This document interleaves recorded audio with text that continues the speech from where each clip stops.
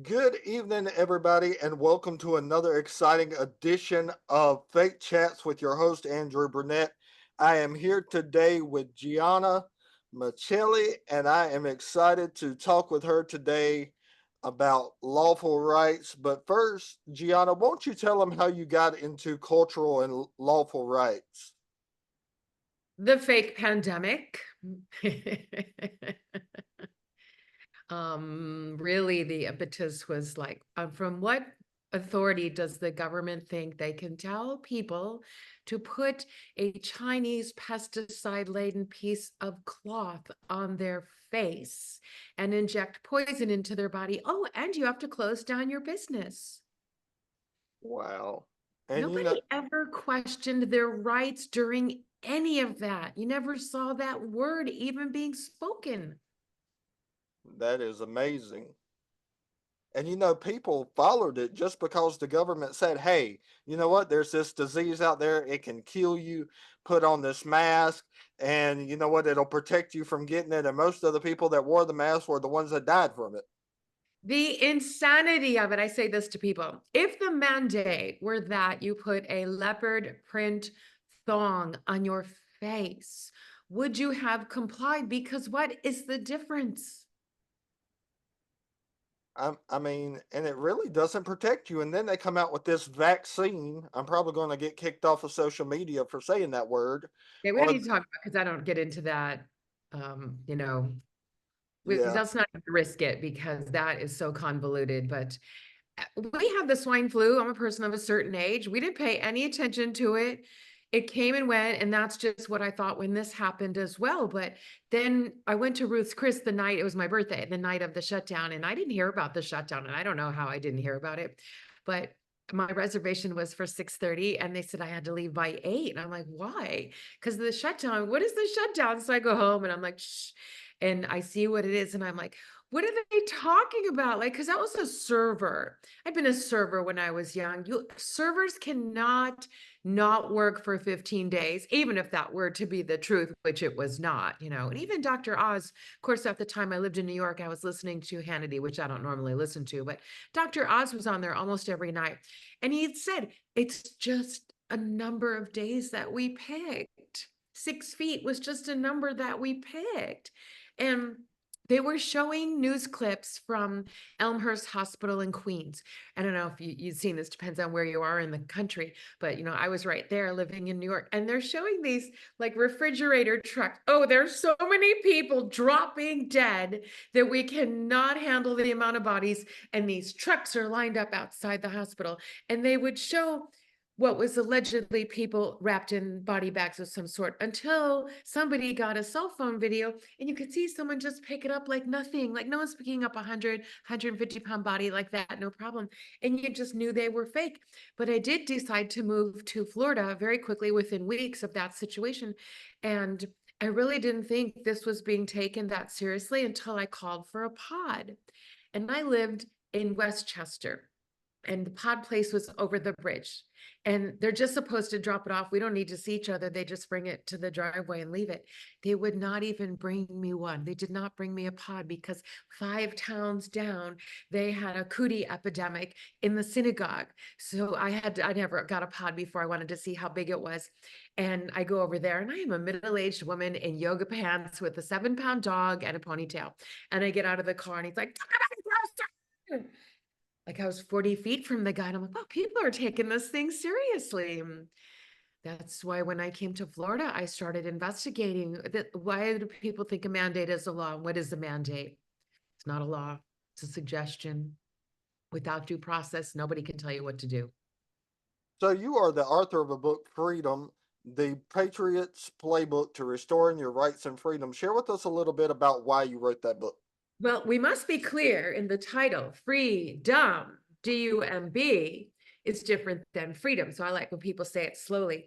I started taking classes and learning about the common law, and people would ask for my notes. Like they were 3-day long classes, and they asked if they could buy my notes.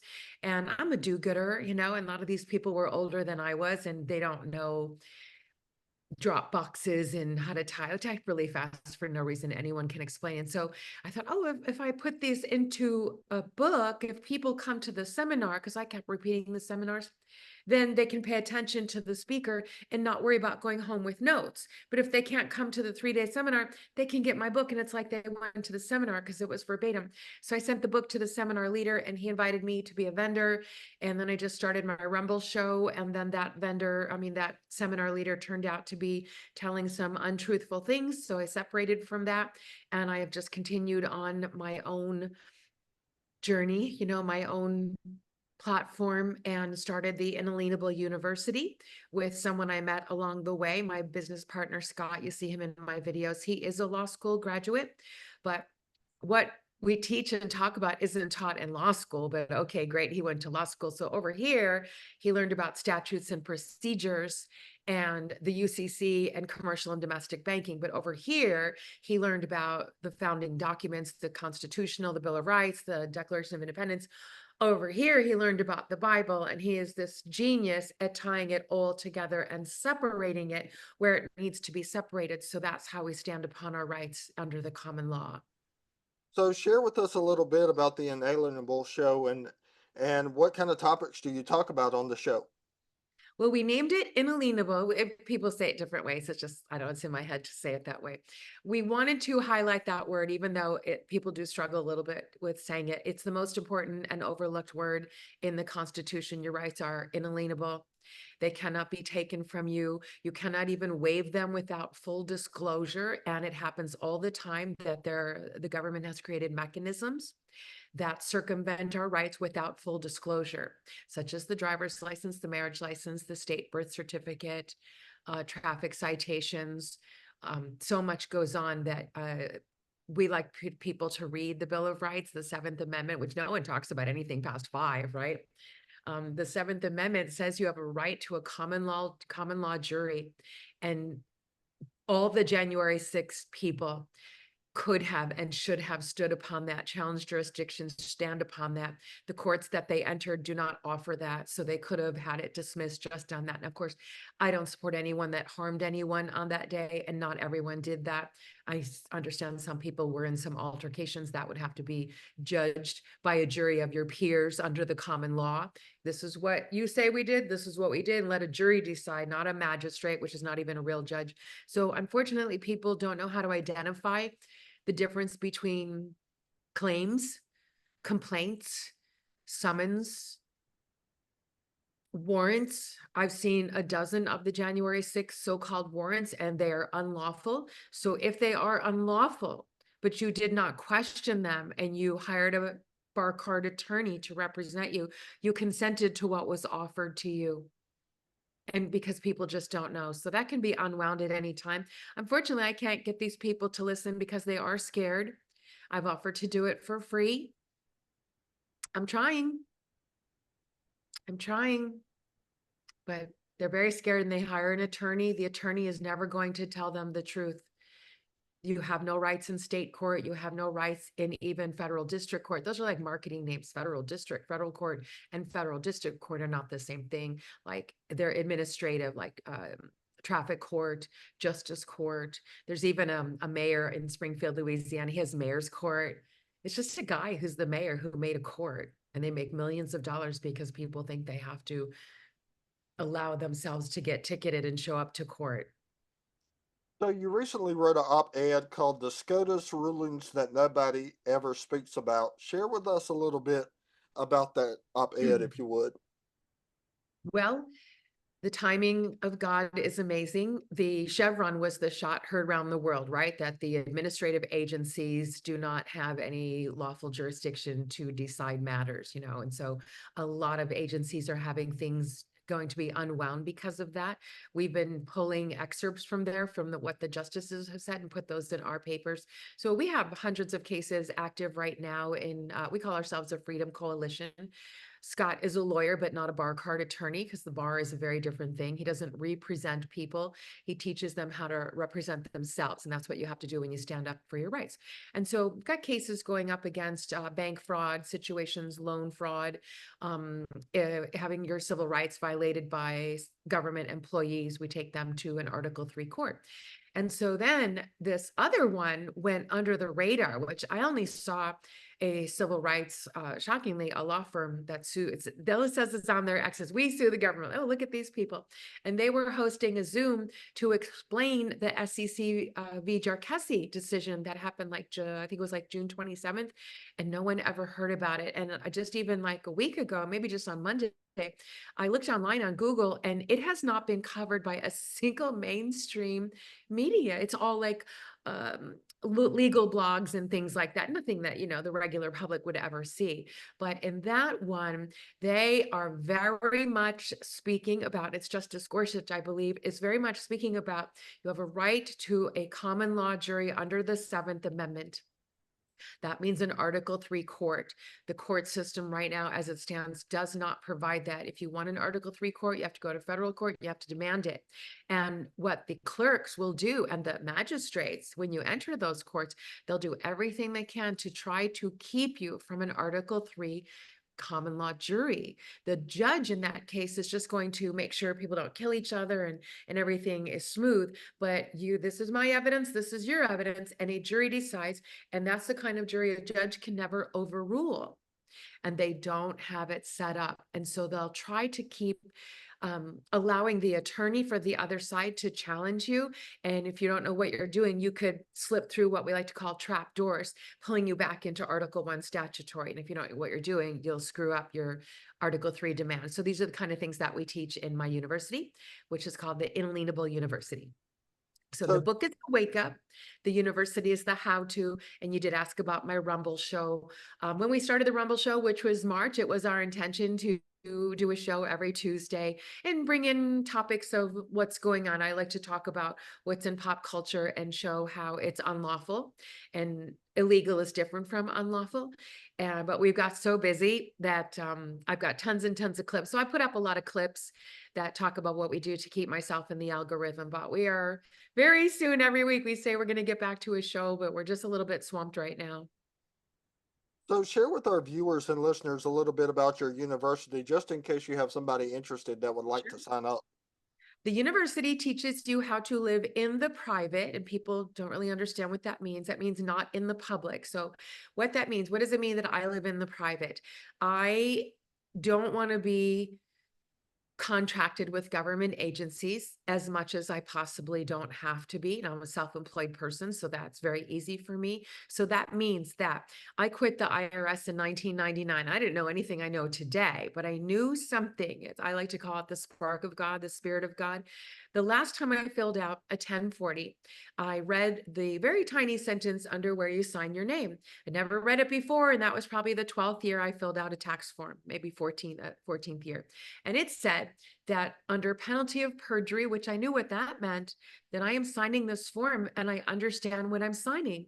And I said to myself, you know what? I don't understand what I'm signing. I never did anything more than a 1040 EZ because it's very, very difficult. I don't care to learn it. And I decided that I didn't have to. So that was the last time I filled it out. And I've just never participated since. I've never heard from them since. And so what I came to learn once I collaborated with Scott, who does know the particulars of all these things, and he's taught them to me. I think I speak pretty well, but Scott, if you want to get into real serious meat and potatoes, we have a Monday Zoom with Scott that'll blow your mind. So a lot of the clips I put out come from that Zoom. If you see Scott by himself talking, it's a contract. And you get a job at 18 and they just shove a page in front of you and you do what you're told because you don't know, and your parents don't even know that you can fill out that form exempt. If you're 1099 or self-employed, you don't ever have to fill out that form. It's a contract that lacks full disclosure. You don't know you're signing a contract. You have to sign it, but no one else signs it. It goes to what we like to call the invisible man. There's no actual person who is the IRS. It's a corporation. It is not an agency of government. It's a private corporation with the DUNS number, Dun and Bradstreet number, and their collection agency for the Federal Reserve. which is also, people think it's government. It like twists around as government, but it's not really. So when you leave the contract, you might, but might not get a letter. We teach you how to deal with what we call scary letters inside. I have a class called how to ditch the IRS, or I don't know, how to exit the IRS, I call it. And people get afraid of the letters. Well, the letters generally come from nobody. They're not signed by an actual human being. They're signed by like Mr. Brown or something like that. Well, you don't ever sign your name, Mr. Brunette. You're Right. not Mr. Burnett. I don't sign myself Ms. Miceli, and so it's weird.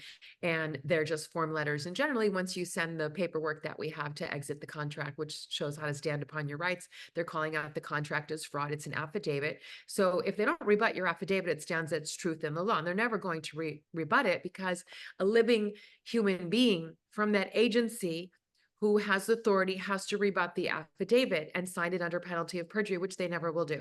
So you get a letter generally that says, oh, we need 60 days to review this and we'll get back to you. And then you might get a letter that says, we've received it and nothing further needs to be done.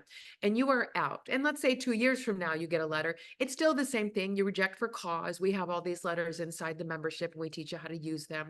We supply the templates, and we teach you how to stand up for your rights. It is not scary. Like even right now, Donald Trump's talking, well, there's not going to be the Social Security, no taxes on Social Security. It's not the income mechanism that's taxable. If you look at the forms, it says taxpayer. What makes you a taxpayer? You sign the contract.